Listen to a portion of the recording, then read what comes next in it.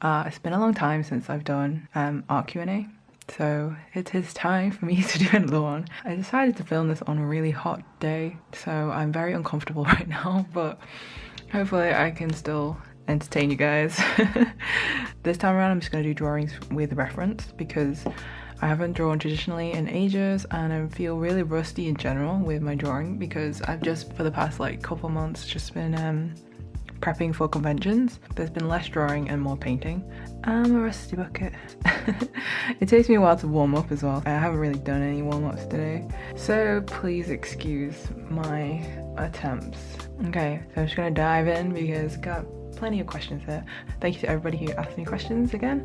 Yeah, I actually had to filter the ones that I'm answering today because there were more than I could probably fit into this video. And then I also had a bunch of questions regarding anatomy, poses, male anatomy, clothing. So all of that's gonna be answered later on in like separate types of videos because those are hefty topics. And I don't know, I don't really feel confident in teaching those topics, but I will give you like tips, I guess, on like what I do. I'm trying to start drawing first, so I should probably zoom in because I remember like last time I had to zoom in. Oh, it's not good coffee. That is a bad coffee.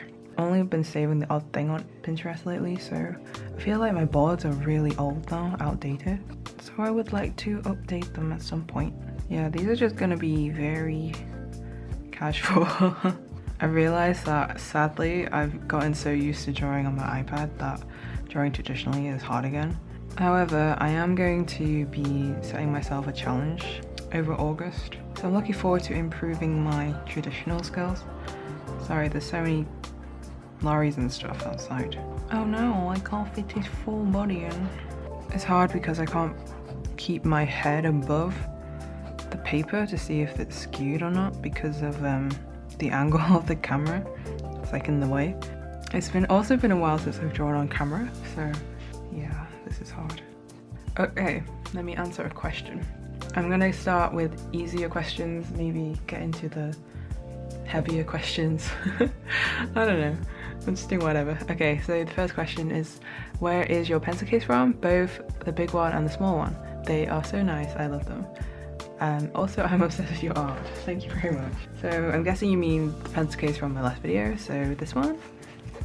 This one is from a website called Fallin, which sell a lot of Korean style stationery, and it's pretty expensive, so gotta warn you there, but they are nice quality, so I do recommend them.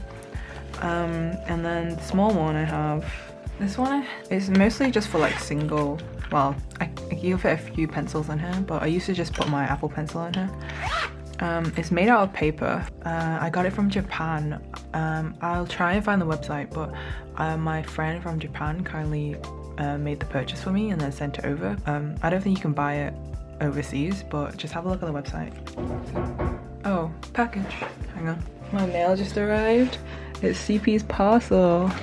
And also, I'm reviewing a Huon tablet. So they've sent me a tablet. Sweet, okay. I'll have a look at that later. Okay, so the next question I received from Nova Crests. They had also messaged me on Instagram about this, so I'll put up both their messages here. Okay, so they're asking, would it be better if I improve my art skills on traditional media before I get into digital? They seem to be unsure whether the traditional skills will translate into digital drawing. I don't know why it's so controversial to some people about like digital versus traditional and all that. If you're not experienced drawing in both like extensively, then you probably won't, I don't know, you probably don't understand the reasons why some people will say that you should draw traditionally and then draw digitally. But your progress will be, your progress might be slower, that's all I'm gonna say. I'm not trying to say that in a mean way. You might be able to produce the same level of like quality art as someone who's drawing traditionally.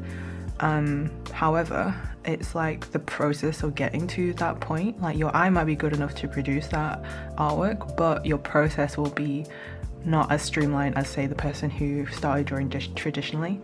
there's more of a tactile, like muscle memory feeling when you draw traditionally. And I guess it's like muscle memory. Let me just Google something.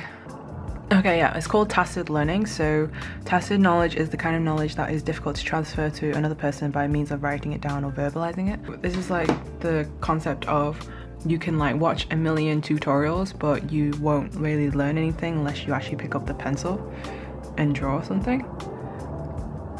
It's similar with digital, because digital is you're drawing on a surface, like a smooth surface, and especially if it's like the tablets that have no screens, then you're not really looking at that surface, and the feedback from like drawing on the surface is different from the feedback of drawing on paper. It all sounds like hocus pocus stuff, but trust me, like, and I'm just rambling right now, but I'm pretty adamant about people learning traditional before digital. But that's just you know, my view. Don't take it personally if you are a digital artist and you started out digitally. If that works for you, then that's great. But I really do believe that drawing traditionally is more beneficial, and it's definitely transferable. Even if it feels weird to draw digitally at first, if you've only been drawing traditionally. For me, it took me a long time. I used to just scan my traditional drawings in and paint them like that instead of sketching directly. But over time, you can get like used to the tools. And then it becomes, especially with things like an iPad, it becomes very similar to drawing traditionally. It's just that you have the undo button, which is like my crutch at the moment. But yeah, drawing traditionally teaches you skills faster. So I would say don't worry too much about not being able to improve your digital if you don't have access to it. Just focus on your traditional, and it's a rarer skill to have actually, so have confidence in your traditional, and it will translate. And I'm not saying traditional is harder than digital. There's skills in both. All I'm saying is that for learning purposes, might be best if you do traditional. Also, traditional tends to be faster than digital, so you can probably churn out way more drawings if you're drawing traditionally than if you draw digitally. So there is that too. I'm sorry, that was a long-winded answer, but I hope that helps. Okay, so the next question is by KV Dash. Great info. How to learn to be confident about drawing and art. Thank you. This is hard because I wouldn't say I'm confident with like either my drawing or my art. I mean, there's a certain level of like, after you've been drawing for a long time, then you get used to your own process, so there's the confidence grows from that. Also, I guess just liking your own work can build your confidence, because I very much focused on drawing things I liked, and also like in the style I like too. I still don't think I'm confident in my drawing skill, although I believe that I can attain, like, I don't know, I guess over time when you see your improvements and as you grow as an artist, as long as you keep studying, then confidence can grow from there. So focus on your studies, and when you see the improvements, I'm sure that will help you feel more confident with what your art looks like. And I also say, like, don't try and seek external validation, especially when you're like super young or still learning. It's hard to gain recognition for anything, and if you're just very focused on that, then you're not really focusing on what your art actually looks like. It's like an ego thing, like you have to kind of get rid of that and just focus on the craft. So Tayaki Sheep asks, at what age did you take art seriously? Love your videos. Thank you very much. I think I answered this before, but I was about 16 or 17. I have two complimentary comments here. So the first one is, how did you get so many followers? How did you start YouTube? Please, any tips? And then the other one is, how do you have so few subscribers? Your videos are so cool and informative, and I don't understand the YouTube algorithm because this stuff is great. So it's kind of like all of a matter of perspective. Thank you very much, Squid Q. But if you'd like tips, let me move this out of frame because it's getting ugly. Some biscuits there. Yeah, I haven't actually been doing YouTube. Sorry, I actually totally forgot that was meant to be drawing. I haven't actually been doing YouTube for very long, so I'm not sure what tips I can give to you because I'm still really new and trying things out. I guess prioritize content and quality over frequency. It doesn't seem to hinder my progress, Like, I wouldn't know though, because I don't upload every week. I mean, I think my channel's growing at a rate I'm pretty happy with. It's all thanks to you guys who watch my videos. But yeah, I think the quality has to be at a standard that you're happy with for you to like make that upload. And that's my rule for like any social media that I have. So it's just a personal thing. Like I said before, some people go for quantity, and they think it's better that you're like churning loads of things out and posting everything. I don't know why people post every day, since I'm not really one of those. It's a good month if I post every week, even on Instagram. Algorithms always change, so you can never predict it. Yeah, just go with things that you're happy with as a creator. Treat it as like, if you're not really on a platform, you're just doing your thing. And yeah, people who enjoy your content will stay, and they will also like, they won't mind waiting for your videos, because they know that, they understand that it takes time to make good content, and that you've also got like other obligations to fulfill. So yeah, that's just from an artist point of view. Oh, or my point of view. Okay, I'm going to the next question now. The next question is, I really appreciate you answering the questions about how you got into drawing seriously again. I'm so in love with your process. Thank you very much. What resources do you think helped you most in improving your art or figure drawing? I always feel like it's like small things that add up together to like improve your work, and you always have to like keep working at it as well. So I say live drawing. Live drawing really helps with figure drawing. I did about a year of live drawing, kind of weekly on and off. That was mostly observational drawing, which helped actually, because if you improve your observational drawing, you get to improve like your eye overall. I think my eye improved a lot because I was drawing every day as well. I always used to watch Proco videos and Psycho videos for anatomy tips. They always, especially Psycho, he always points out small things that work for me, because he describes his thought process. It clicks in a way that if you draw a lot too, then you would understand it.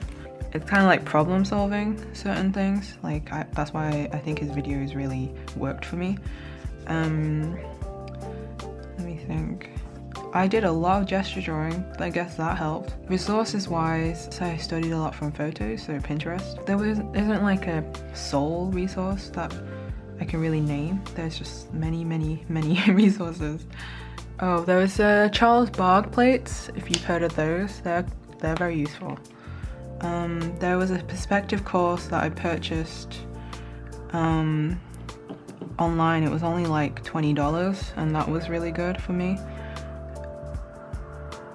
I think perspective is very overlooked when it comes to figure drawing and beginner artists, because perspective drawing is associated with like drawing buildings and inanimate objects, but in fact it will really help you with your figure drawing if you learn it, especially in context with like animation and storyboarding and like comic paneling, that type of area, like composition, framing. That's still something I'm I'm working on. Yeah, definitely worth having a look. I'll try and link the perspective tutorial that I linked. It's very old school, but it does the job. There are a ton of other ones though, if you want to go exploring. There's so many resources. I swear, like every day there's something new. Someone makes a new tutorial. So I'm not up to date with what's out there, but I'm pretty sure you can find many good things. Okay, so let's see. I hope that helped a little bit. Next question is, what program do I use to draw? It varies. So on my iPad I use Clip Studio Paint, Procreate, kind of. I don't really like Procreate, but that's a whole other thing. I'm trying to use Procreate, Medibang Paint. Also I'm trying out an app called Art Studio Pro. I haven't really tried it that much, but I'm testing that out. And then on my Mac, I now use Clip Studio Paint over everything else. Actually, I kind of switched between Clip Studio Paint and Photoshop. I used to only use Photoshop for everything, but this year I switched over to Clip Studio Paint, and I think I prefer it. It works better with my workflow and my style. And then I also use PaintStorm a little bit to sketch. I also use an app called Mischief, which is a free app, well, the free version of it, which is like an infinite canvas. I like to use that for when I'm doing gesture drawing because of the infinite canvas. I don't really have to think about like the space I'm using up, so that's very good. I feel like I'm forgetting something, but yeah, those are the main ones anyway, the ones I'd recommend. Oh, the Photoshop version I use is CS6, but I don't really know if that makes much of a difference. The one thing I don't like about Clip Studio Paint is the grouping of the folders. Like in CS6 you can select all the layers and then press Command G and it like adds it all into a folder, whereas in Clip Studio you can't do that. It's like the most infuriating thing. If you can do that, please tell me guys, like how. Because if I select the layers in Clip Studio and press Command G, well, like that's the shortcut I put, then it just makes a folder above all the layers and then I have to select them all in. It's a small thing, but I use that a lot. Anyway, I'm trying to find a drawing to draw, but none of these are capturing my attention. I'm glad people just put these on in the background so I don't have to stress too much about how the drawings turn out. If you want to see my actual drawings, guys, I have an Instagram account. Yeah, it's just trickywagon as well. That's where I think I'm most active on Twitter actually, but I have so I have a Twitter which is like my actual Twitter, and then I have my account which is my art account. So I use Twitter a lot, but not really my public account. I'm a person too, so I have a normal Twitter as well. I don't know. People forget that artists are just people. Anyway, oh shit. I screwed his mouth up. Okay. I'm just gonna read the next question then. The next question is, your zines and enamel pins look amazing. Thank you very much. Just asking how long did you take to finish EQUINOX, excluding printing time? I've been thinking of doing a zine, but I'm not sure I'll be able to stay motivated if it takes a really long time. So zines can be short, they can be long, they can be medium size, you know. It really depends on what you want to convey or what you want to make a zine of. So it doesn't have to take a long time, especially if you've already got the drawing. So for example, people who do Inktober, I've seen a lot of people make Inktober zines at the end, which is a compilation of the 31 drawings that they've made that month. So in a way, like, that only took them a month because they've already done the work. And even then, like, sometimes they might not have even planned to do a zine at the end, but they just happen to have enough drawings, or people have asked them to make one. So I guess I'm derailing from the questions. I'll speak in terms of EQUINOX. So EQUINOX is 20 pages. So it was 14 full illustrations plus 4. Wait, is that correct? Yeah, so it was 16 illustrations plus 4 sketch pages, I think. I should know, but I think it was that. I did it over the span of about 3 months, roughly. But I had like other obligations during that time, so you have to consider what other projects you have ongoing and how much you can like spread out your workflow. That will determine how long it takes. I probably could have done all of it in like 2 weeks if I just boxed myself into a room and that was all I did, but obviously that's not healthy, and you're not going to produce your best work that way. It very much depends on your own workflow. I'd say don't stress too much, especially if you don't have like a deadline that you have to meet. For me, I had to kind of force my deadline.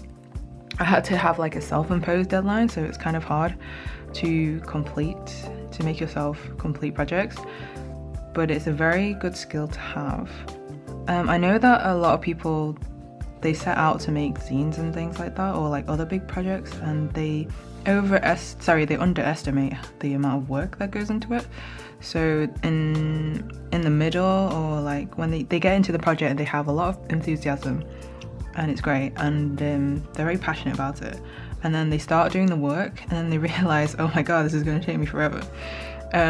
or it's a lot more work than they expect. And then like halfway they kind of lose their motivation, and then the project never materializes. And that's something that I think a lot of people who haven't made products before, that I think that's what they fall into at the start.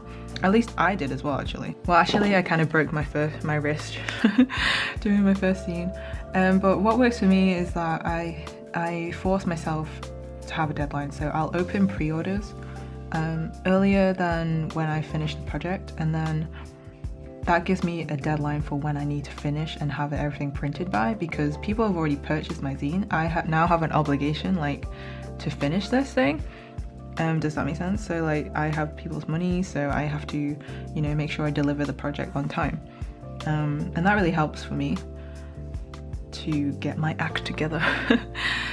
Some people might not like doing that, because I don't know if that works for everybody. But yeah, that's definitely something that works for me. And there's a podcast called 3 Point Perspective that I'll link below. It's a podcast that is about illustration. The hosts are Jake Parker, Lee White, and Will Terry, and they're all like professional illustrators, and they've been in the industry for a long time. And they talk about this type of thing where finishing a project is a really important skill to have, and it's kind of overlooked. So I'm gonna link that specific episode below. And yeah, I definitely highly recommend you checking it out. I don't know what they call it. They call it shipping it. I think they call it shipping it. It's a very paramount part of creating a zine, because you're essentially creating a product. Yeah, you have to be very serious about it. Unless you're just doing it for fun, then I hope that gives you an idea of zine creation. Also, group zines. I see a lot of people failing to bring group zines to fruition. It keeps happening, and I feel bad for these people, because I just don't think they understand what work goes into it, or what's needed, or like the upfront costs that are needed for zines in general, like printing. So yeah, do your research. In the UK, there are some really good printers that do low MOQ printing, so it's quite and you don't have to choose like the best quality either for your first one. It can just be like I have a zine which is just a bunch of sketches, and that's on recycled paper. If it's something like that, then you can experiment with like costs, and you can print like as low as 10 at some places. It might be more expensive per copy, but it's worth it because you won't have to like spend a lot overall. I guess that's it. I don't want this video to be too long. I could probably talk about zines all day. I had a few other questions about my zines, and they were asking if I could make a video about making zines, so it's something I would be happy to make. But you know me, like when am I gonna make stuff? Like I don't really schedule stuff, guys, so I don't know. I do want to make more videos that are informative. I'm just getting used to uploading frequently-ish, and then maybe I could spend more time doing it. God, this leg is so off. I'm not focused. Okay, so CT Clockwise has asked, oh my god, I just found your channel and I'm in love. May I ask whether you are studying now? Did you go to art school, or are you making a living being creative right now in London? That would be a lot of expense. Sorry, I couldn't read that. I actually don't live in London. A lot of people think I do, but I actually live in the north of England. So my cost of living is a lot lower than if I lived in London. Yeah, I would like to live in London for a couple of years just to experience it. I do plan to study there if I get the opportunity to in the future. There's a school called Lara in London that is an atelier school that I'm very interested in studying at. But yeah, it depends if the stars align. And it won't be for some time. No, I'm not studying now, I'm just working now. Working my butt off. Now, I recently quit my full-time job. I say recently, but it's been probably around 9 months, 8-9 months. It's going quite well, so I'm very grateful to everybody who has supported me so far. Yeah, it's been a very big learning curve, but I think I'm slowly adjusting to this life. and it's really good. It's a lot of fun. And then, did you go to art school? I didn't go to art school. There aren't really many art schools in England that are particularly, what's the word? That have a particularly good reputation, I guess. Especially in like foundational skills. Although I think the things are changing. So I think there are a few new courses that popped up in the last couple years, which are probably quite decent now. So yeah, things are slowly changing, but no, I didn't personally go to art school. Yeah, thank you for your question. The next question is by I have $3 Jane. I've been wondering what are certain things you look at to help with proportions. You're very good with different facial views and body movements, and I suck. I just can't seem to draw proportions despite me using references and trying to put the different body parts in shapes. Help. I also have numerous occasions failed to draw both eyes the same. Okay. It sounds like, correct me if I'm wrong, but it sounds like you're quite early on in your art journey, because proportions is one of the first things that people get wrong, or like one of the things that is corrected, is one of the first things that you kind of pick up after you've drawn a lot. And it's something that's very important when it comes to your art looking correct. And it is hard to learn, especially at the start, so don't stress too much. It takes a lot of time.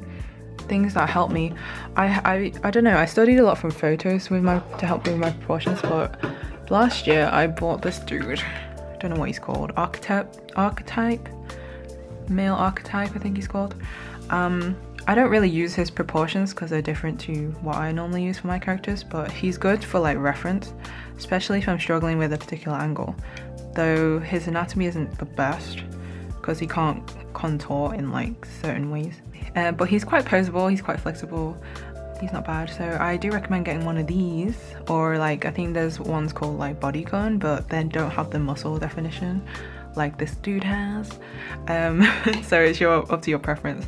Different facial views is all just perspective stuff. So I don't know if you guys know, but I have some drawing tips as a PDF that you can download.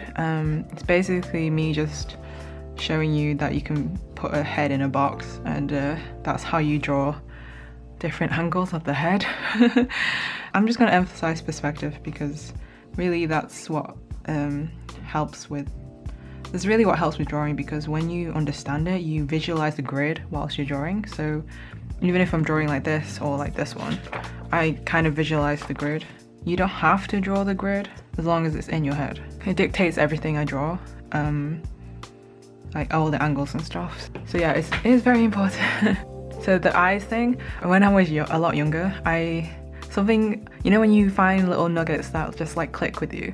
This was one thing that clicked with me when drawing eyes. So I always used to struggle with the eyes too. So I would draw like one eye like this, and then I draw the other eye, and I would just be like, oh, it looks so, that's not too bad, but I would have them quite wonky, okay? Because I would draw, say that was the top lid, I would draw the other lid like that way, when my natural stroke is to draw from left to right. Like that's more comfortable for me. So when I realized that if I drew this one left to right and this one left to right, then they would become more even. And then I was like, oh, that makes so much more sense. Instead of doing it like a mirror like that, I would do it like that. It's very small, but try it, guys, try it. I think this is my last question. Yeah, this is the last question. It's a short question. It's from Laura C, and she asks, you have such a cool art style. Thank you. How do you keep your pages from smudging? I think she means my sketchbook, right? I actually don't do anything, Laura, so I just leave it, and if it smudges, it smudges. I guess my pages are fairly clean. I don't really use like soft leads or charcoal or anything like that, so it doesn't smudge too much.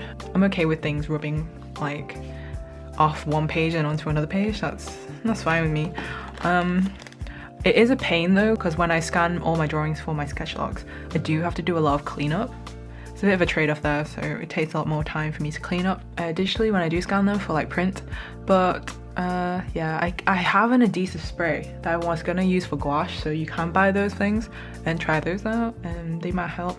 But I think they make your pages kind of stick together, so something to be aware of. And I think that's it, guys. So cool. I hope this video is salvageable. I hope it was a good video. Please let me know if you enjoyed it. Thank you everybody for all of your support recently. It's just been kind of overwhelming, and I don't know how to say it. I don't know what my next video is going to be, but I have a convention at the end of July, so that's going to be kind of an Artist Alley tips video, because I've had a lot of questions regarding Artist Alley, so I'm going to hopefully answer them in that video. But yeah, if you have any more questions, just let me know. Instagram, Twitter, or Facebook. No, Facebook? What the fuck? I don't have Facebook. Twitter, Instagram, or YouTube. I'll try my best to answer them in the next Q&A. Yeah, I will keep you updated. And oh, actually my next video is going to be the Huon review video, probably. Somehow I have to figure out how to get screen recording to work on my computer, because my computer's super old, so whenever I try and do screen recording, it just kills it. But I'm gonna have to try and get it to work somehow. If you guys have any recommendations of like what screen recording software there is, I use like OBS or QuickTime at the moment. So yeah, if you know any other good ones for a Mac, I'd be happy to look into any suggestions.